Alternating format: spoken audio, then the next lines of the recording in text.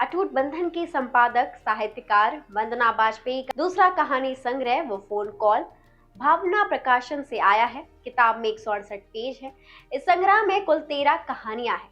Mobile के जनक Martin Kapoor ने जब मोबाइल का आविष्कार किया होगा तो कल्पना भी नहीं की होगी कि 21वीं सदी में आम से लेकर खास और भारत के गांव से लेकर विदेशों तक फोन कॉल लोगों के मानसिक, आध्यात्मिक, व्यवसायिक और राजनीतिक जीवन में इंटरनेट से जुड़ते ही संचार क्रांति की अविस्मरणीय आमूल-चूल परिवर्तन का वाहक साबित होगा। कनाडाई विचारक मार्क्स मैक्लुहान ने जब अपनी पुस्तक अंडरस्टैंडिंग मीडिया के ग्लोबल विलेज शब्द को गढ़ा था तो उस वक्त किसी ने कल्पना भी नहीं की होगी कि इस दार्शनिक के ग्लोबल विलेज की अवधारणा इतनी दूरदर्शी साबित होगी। करेंगे किताब पर चर्चा, लेकिन उससे पहले if you had not subscribe our channel, please do subscribe and don't forget to press the bell icon. I'm Oshi Sahu and you're watching Book Buzz.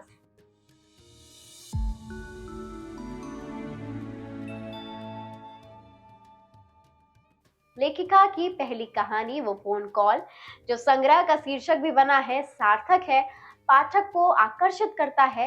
ये सामाजिक अवधारणाओं पर विचार विमर्श तैयार करती है, जीवन संघर्ष के लिए मजबूत करती मानवीय संबंधों की भावनात्मक सच्ची सरोकारों की कहानी है। वो फोन कॉल में जहां मोबाइल एक अनजान व्यक्ति की जिंदगी बचाने के काम आता है, मानवीय संवेदनाओं और संबंधों की नई खिड़की भी खोलती है। तारीफ कहानी में कैसे स्त्री अपनी तारीफ सुनने को ललायत रहती है कि कोई उसका अपना ही उसके बुढ़ापे को ठग लेता है। वहीं 10,500 के लिए जो किरदार लेखिका ने चुने हैं उसमें नौकरी पेशा और गृहिणी के बीच की मानसिक रस्साकसी खूब द्रवित रहती है। सेवैयों की मिठास के माध्यम से लेखिका ने धर्मांधता को शांत भाव से उजागर किया है।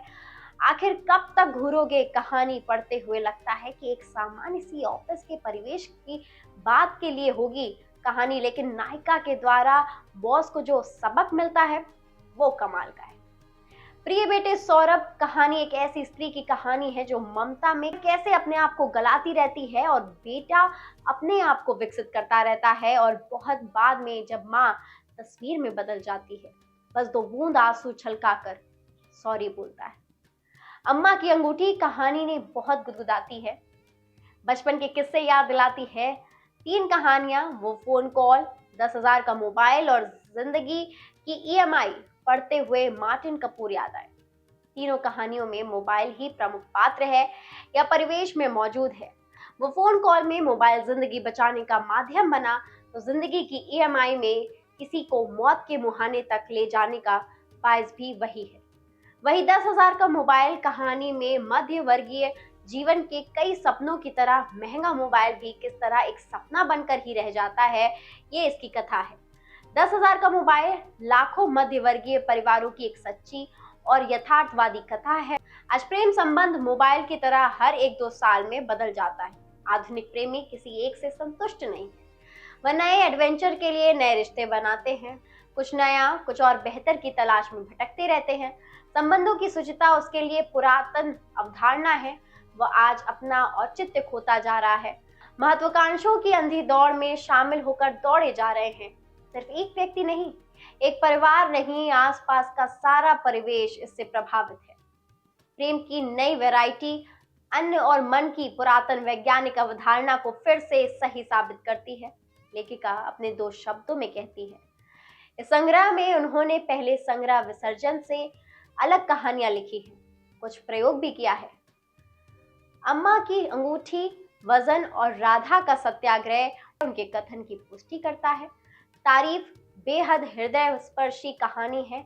हमारे यहाँ अधिकांश महिलाएं विवाह के लिए लंबे समय तक मानसिक रूप से तैयार की जाती हैं कि किस प्रकार विवाह के बाद अपने पति के लिए समर्पित हो, जो भी करना पति की खुशी के लिए करना। वे सजने संवरने लेकर खाना पकाने की विधा में पारंगत ही इसलिए की जाती हैं कि उन्हें पति से प्रेम इसी रास्ते पर चलकर मिलेगा। खैर, इस कहानी की नायिका ज्योति किसी मजबूरी में नहीं, अपने शौक के कारण एक से बढ़कर एक भोजन बनाने में पारंगत है। उसकी सहेलियां उसकी पाक कला की तारीफ करने में अघाती नहीं है, किंतु वही ज्योति विवाह के बाद जिंदगी भर अपने पति के मुंह से अपनी पाक कला की तारीफ सुनने के लिए तरस जाती। राधा का सत्याग्रह बहुत ही सुगढ़ कथा है। महात्मा गांधी से प्रभावित राधा सत्य राह पर चलती है। गांव की कम पढ़ी लिखी और रूप में भी साधारण, साथ ही मायके पक्ष से कमजोर होते हुए भी राधा जीवन में सच्चाई और मेहनत को अपना हथियार बनाकर चलती है। वजन, सेवइयों की मिठास, बदुआ, प्रिय सौरभ, आखिर कितना घोरोगे आदि संग्रह की महत्वपूर्ण कहानियां हैं। लेखिका वंदना वाजपेयी की ज्यादातर कहानियों में एक विशेष बात है कि कहानियों के अंत का सुखद होना, सकारात्मक होना। कहानियों के प्रमुख पात्र अपने जीवन में कैसी भी परिस्थिति में जकड़े हों, कितनी भी नकारात्मक उनके मन आत्मा पर हावी हो, किंतु अंत में वे परिस्थितियों के मकड़ जाल से संघर्ष कर बाहर निकल आते हैं। ओवरऑल एक अच्छी किताब है जिसे जरूर पढ़ा जाना चाहिए। उम्मीद है आपको ये वीडियो जरूर पसंद आया होगा और ऐसी वीडियो को देखने के लिए हमारे चैनल को अभी सब्सक्राइब करें। सायोनारा।